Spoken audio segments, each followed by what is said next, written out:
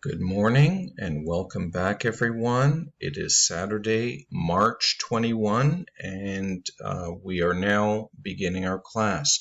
We're going to spend the morning hours, at least the first 3 or so hours, reviewing the last weekend class. I know it was very difficult. You didn't have audio instructions, but I think most of us, based on the survey, most of you were able to get through it.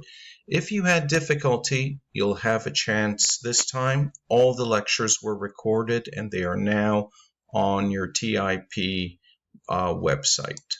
So last weekend, what we did was we installed VirtualBox. We installed Linux Fedora 13 in VirtualBox. We logged into Linux. And we practiced using a few commands. Now, it wasn't terribly important to understand what was going on back then. That's for this weekend.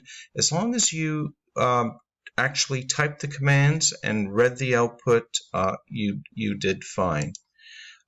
This weekend, I would like to remind you to stay logged into the website from 8 a.m. to 5 p.m.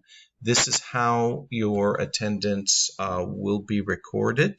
So remain logged in for the full duration. If you encounter any difficulty, please email me right away and we will troubleshoot the problem.